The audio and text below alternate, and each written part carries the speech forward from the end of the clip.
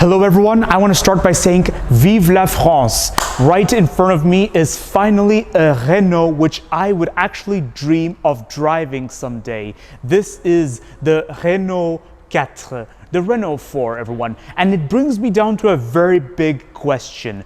Should Citroen really start panicking right now? Push the subscribe button if you haven't already and watch this video till the end, because you will find out whether this Renault 4 is actually a secret weapon of the Nissan Renault Alliance against Stellantis.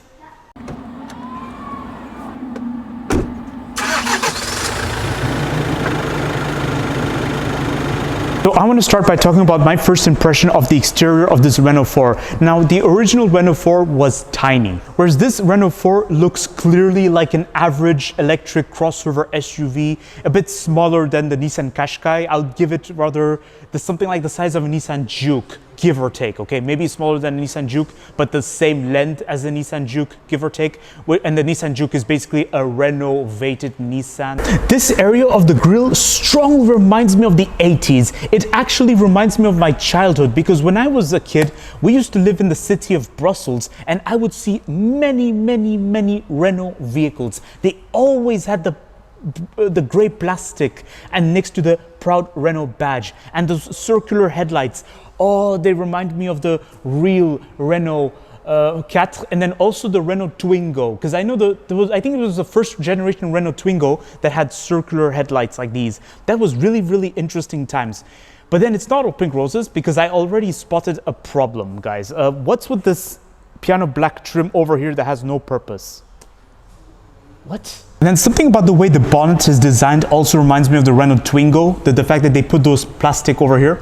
Now, I don't know what the purpose of this plastic is, guys. It's not a vent or a grill. It's just there. Now, I have to confess, it was love at first sight when I saw those 4-spoke alloys. They look amazing on this Renault 4. Towards the rear, we see the strong Renault 4 identity.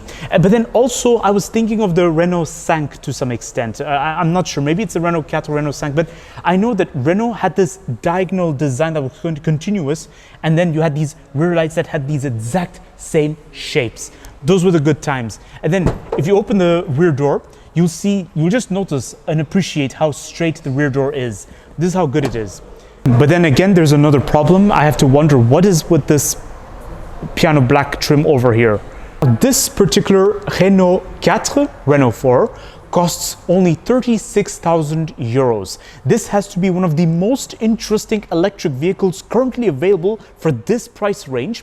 And that too, it has certain advantages compared to the Chinese electric car manufacturers like BYD, Hongqi, and then of course the American electric car manufacturer Tesla. And then we're also talking about the big German giants like that of Volkswagen Group, BMW, Mercedes.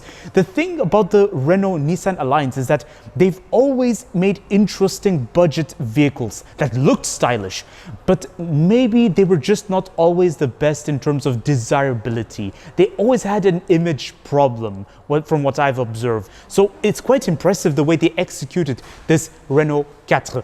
But then it's not all pink roses, everyone. Let's take a look at it from certain angles and I'll tell you what the problems are. Now, with this particular body paint, it looks a little bit like a Dacia, really. If you're going to get a Renault 4, make sure to get it in green or blue or in a bright paintwork. So that way you see what it looks like from a distance, especially with the proud C pillar, everybody. That's exactly the Renault 4 I'm craving for. Not something like this, come on. I completely understand what they were trying with this area over here, but I'm under the impression it kind of backfired. Because in terms of design, it looks good, but in terms of practicality, I don't think this window has any purpose at this point. There's this part of the door that sticks out very proudly, so you just have to be careful with it. You have to lean back a bit. But this is a problem I've noticed across the Nissan Renault Alliance. The passenger vehicles seem to have a problem with rear side doors. It's like either they put the door handle here, which is not good, whereas for this Renault 4, thank goodness they put the door handles down there, but then at what cost? Look at the door. And right over here is your charging cap. This is really nice. And whenever you want to close it, you get this nice design over here. Vive la France. Now over to the interior of the Renault 4, I already noticed something really hilarious. This has to be the most shallow door bin I've ever seen.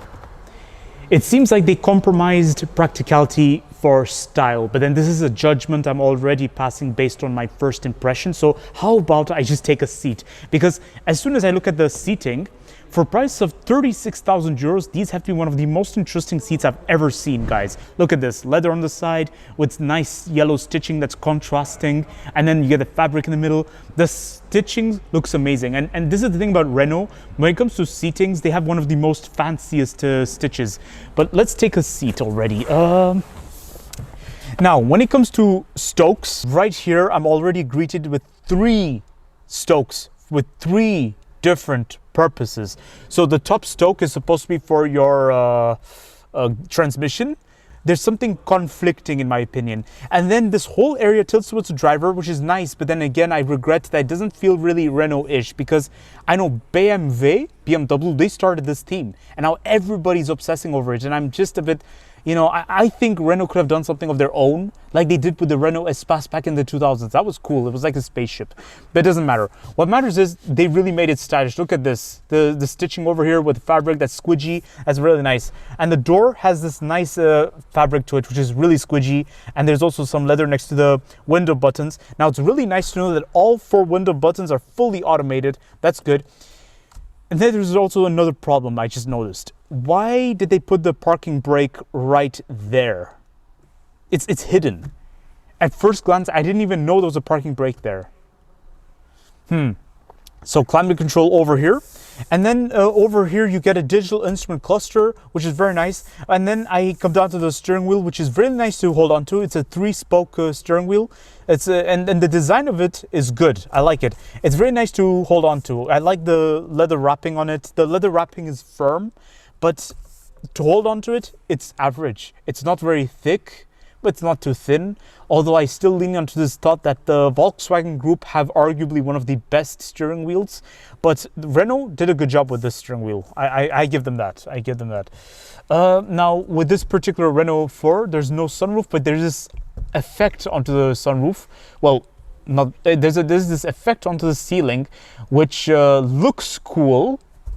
It reminds me of the Citroen cactus a little bit, and this makes me wonder, why did Citroen get rid of the cactus?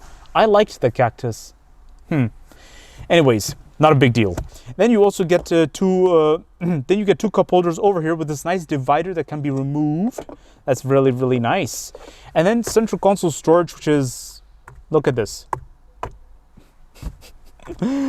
Oh my goodness, the central console storage is narrow. And then you get additional storage space right over here, which is, whoa. Okay, that's... Okay, I can definitely confirm. It's a bit like a similar situation I experienced in mini cars. So like the Mini Cooper and maybe the Mini Countryman to a certain extent. It's all about the style and less about the practicality. However, for a price of 36,000 euros, it's not every day you get to look at a stylish crossover electric SUV, or should I say electric car. Now over to the rear seats of the Renault 4. Because of the door design, there is just one advantage I see: the entrance. There's a lot of space, everyone. And then as soon as we climb in, whoa, oh my goodness, oh my goodness, are you guys seeing this? Oh my gosh, this has to be the most cozy seats I've ever sat on. Guys, these rear seats are more than just a sofa. It reminds me of something Citroen did back in the 70s. This is revolutionary. This is the best rear seat I've ever seen in any car for the 2020s so far. Oh my goodness. Oh my goodness. I'm lost for words. I'm lost for words. I've never sat in a passenger vehicle with a price of less than 40,000 euros with a seat this squidgy. Thank you so much, Renault. Thank you. This is what French cars were all about back in the days. Something that's cheap to afford and very comfortable to drive. The same comfort you'd expect to find in a Rolls-Royce. I think I'm about to fall to tears, everyone, because this brings back some great memories. This is so good. This is so good. Thank you, Renault. Thank you, Renault and Nissan. Well, I don't know how much Nissan helped in this, but hey, that was one of the best renovations ever for the back. They did a good job. Emotions aside, let's just get on with this. So back seat pockets are nice. And then you get this charging port that's over there as if it were an afterthought. And then you get this deep storage space that's all the way down there. It's a bit difficult for me to reach, but at this point, I find it hard to complain given how squidgy the seat is. It's so nice. Now, just beware that feet room can be limited, everyone. But knee room is great. My headroom is good. The headrest is a bit on the firm side, to be honest. Now, the door bin. Again, the door bin is shallow, but at the same time, it gets the job done. Now, one thing I just want to remark to you all is that for rear seat passengers, there's no bottle holder or cup holder or something. There's no practicality solution, basically, apart from the pockets. So, you know, if ever you go to McDonald's someday, you get a drink, hold it in your hands. Now it's time to take a look at the boot space. It is quite spacious. It is average for its price and segment. Not surprising, and that too, given that it's electric, it's actually quite generous, everyone. Now, underneath, I can only imagine what this component is. I'm not exactly sure. But then you get tether points which are fixed, although you can fold them up if you don't need them. Then you get this strap over here, which has what is supposed to be the French flag, but having it in that position gives me the impression it's the Dutch flag. So I can already tell the Dutch customers are going to love this Renault 4. And then you get pockets onto the side, which are nice, but when it comes to practicality, honestly speaking, the Renault-Nissan Alliance are always one step behind compared to the Volkswagen Group and Stellantis. Now here's my conclusion about this Renault 4 and the big picture I've just seen. When I first saw pictures of the Renault 4, the Renault 4, it was love at first sight. I liked it so much. I saw them driving on the road. It was a rolling work of art. But then upon closer inspection, that is where it was not all pink roses, everybody. I noticed a bit of problems, if I'm being honest. The exterior is where you see the rich identity, the rich Renault history. It's like a museum. You see references to Renault models from almost every decade, from the 1970s, from the 1980s, from the 1990s. Oh my goodness, I was about to fall to tears because it was like, it reminded me of my childhood a little bit. I used to live in the city of Brussels as a child, and all I could see were nice Renault vehicles where you have the plastic at the front between the headlights and the badge. That was how good it was. And then the rear seats. The rear seats have to be one of the best I've ever sat on in recent years, everybody. It was like a Citroen from the 1970s. It was so squidgy. But the interior. As soon as you sit on the driver's seat, you will feel like you're just sitting in a Renault vehicle of today, in any Renault vehicle. It was nothing extraordinary, if I'm being honest. It didn't really, you see, in terms of technology, it meets the generation of today. For standards of an electric car, it's just as techy as any electric car you sit in. So whether it's a BYD, whether it's a Tesla, although unlike a Tesla and a Mercedes, this Renault does not have a massive touchscreen, and thank goodness for that. But you get the big picture, everyone. The amount of technology you have in this Renault vehicle is similar to other Renault vehicles of today. When it comes to identity, many car manufacturers have slipped into an identity crisis when they were trying to answer the electric car question. And I was afraid that Renault was becoming the next victim, but it seems like Renault is still holding the door open. They're clinging onto it, and that's really good, everyone. They've done a brilliant job with this Renault 4. They've made something that's desirable, something that actually someone would dream of owning. Brings me down to a very big question. Is this going to give Citroen sleepless nights? I'm afraid that's probably not going to happen. I think on the contrary, Citroen is probably cringing at this. They're probably thinking, oh my goodness, what is Renault doing? Why is Renault going back to the past? If anything, this is probably going to be an inspiration for Citroen to do something. They're probably going to come up with something artistic. Now, I have doubts that they're going to make references to the Citroen 2 Chevaux because for a very long time, Something about the PSA Group is that they never make references to ancient models. At least they make small references with the wheels or with something to do with the exterior design. But when it comes to ancient models from the 1970s or 1980s, Stellantis, or more like the PSA Group, Peugeot, Citroen, they've lost that artistic charm in them long time ago. So are they really going to challenge Renault with this? Are they really going to try coming up with something to compete against Renault with this? They might. For me personally, when it comes to this Renault 4, I have one thing to say. My personal opinion,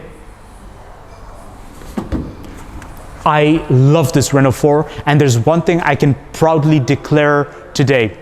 Vive la France! Vive la France, everybody. I'm so happy today to be next to a French car. This has to be the first time in a very long time I've felt this, and I had the same feeling about the Renault Master. So don't forget to like, subscribe, and leave a comment in the comment section below sharing me your thoughts of this Renault 4. Do you agree with what I said, or do you have some thoughts of your own? Please let me know, because I'm very curious to know what you're all thinking. Check the link in the description for my other reviews of other Renault cars and also other competitors of this Renault 4.